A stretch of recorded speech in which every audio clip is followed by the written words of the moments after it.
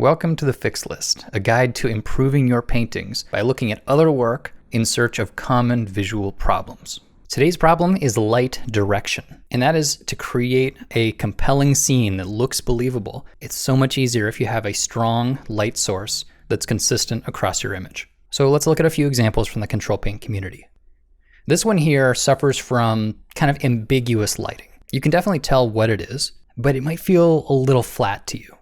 When I did my paint over, this is the result I was left with. And this immediately feels more like a solid object. Now, the approach I took to get to this is to think of an egg. So if we have an egg here, this is essentially the same rendering setup as I've done for the character.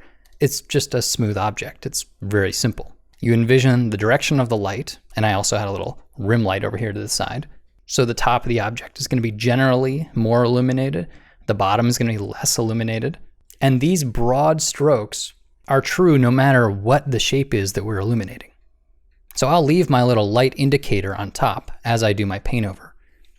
And I'll remember this egg. In fact, sometimes I'll even give myself a little study egg here just to kind of keep there as a reminder. And so I apply those same general levels of illumination to the tops of the forms, and then they get darker as they recede under the bottom, just like the egg. This is the sort of stuff that still lifes make you so much better at. Here's the before, here's the after. And light direction is just as important when we're talking about environments as when we're talking about characters. Here we have a scene that actually has really nice perspective.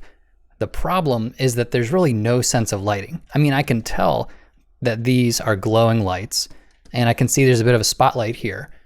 But in general, all the faces are pretty much equally illuminated. So my paint over is pretty substantial here, but let's break it down. Here is what I did. First glance, we can tell one thing. There is an indoors and an outdoors. I wanted to set this at night because there were sort of glowing lights here. And we can look at, in general, everything outside is low contrast and darker. Everything on the inside is brighter. So we have sort of two light zones. Now within the indoor setting, I made sure to separate the light with plane so we can see that there's light pointing straight down at these up-facing surfaces. And so the floor surfaces are brighter, and then these verticals are darker because they're not reflecting quite as much light. And then here where we have something protruding from the wall, I've given it a bit of a cast shadow, and we can see inside the recess. We'll toggle before and after here. Before feels very flat, and after you can see just the light and shadow gives it more depth. So you can see by establishing a clear direction of light and a very specific type of lighting, in this case indoor fluorescent lights, gives it so much more solidity than the original. I didn't change anything but the lighting, and we go from before and after. And you can see it makes a big difference. Here we have an overcast day.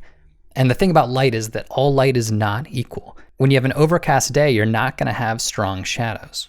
You can imagine the difference between a foggy day like this and a sunny day at noon. So the first thing is to understand in the abstract the sort of light we're talking about. But even so, when I look at this scene, the way that the values are distributed is a little bit inconsistent. So here's my paint over. And you can see the scene feels a little bit more unified. And the amazing thing about light is that if you get the lighting correct, everything just seems to fit better. And the main rule I followed here was that things that are recessed are going to get a little bit of a soft shadow, so they'll be a little bit lower contrast and a little darker. And top faces of things, like the tops of these cars here and the tops of these boxes, I made lighter. So here with this zoomed in, look at these cars and boxes. I'll do before. Here, see how the sides of the box are the same as the top of the box? Same with the cars. Here's after. You can see I just lightened up those top facing surfaces because they're pointed at the sky and darkened down the sides. I applied that same treatment to everything in the scene. One more time, here's before, and here's after. Here's another example of a totally different light setup. This is sunset. And sunset has very different rules than an overcast afternoon. So the first thing I'll do for this is to find reference online, just to give me a ballpark for what these values should look like. And now I'll show you the paint over that I made. This is what I came up with. Immediately you can tell that there is a seemingly brighter sun and the buildings look less detailed. Well, not necessarily less detailed, but there's lower contrast details. So when we zoom out, we get a general separation of planes, foreground, middle ground, and background. There's a sense of atmospheric perspective. There's sort of this haze. But generally speaking, the lighting feels much more like a real time of day. Here's the original again. See how this feels a bit flatter? The areas that would be in shadow are really not dark enough. And as a result, the sun doesn't feel quite bright enough. You have to have dark in order for bright to feel really bright. So we'll look at mine again. So in this case, it was really just looking at photos of sunsets and trying to understand what about their value relationships I could apply to a painting like this one. Yes, it is an imaginary space, but why not learn from photos? And finally, I want to conclude with one of my paintings. This is one that, in my opinion, is okay, but really the character is getting lost a little bit. If we were to really simplify this, there is a glowing light background and a relatively dark character. Well, that's fine if we want to give a mood, but if we want the audience to really appreciate the details of the character and understand what he looks like, this light is a bit distracting. So I decided to try a very different light direction. And here you can see what I came up with. Now I have much more of a top-down light source so that the top faces are catching all this light, and you can see so many more details in the armor and in his shape. Now you've noticed I've actually not really added much detail in the background. That's because this is not a finished paint over. But you can see what a huge difference it makes. Now I'm not sure which one is better or worse, but you can see that a single image with nothing else changed has an entirely different impression when you change the light direction.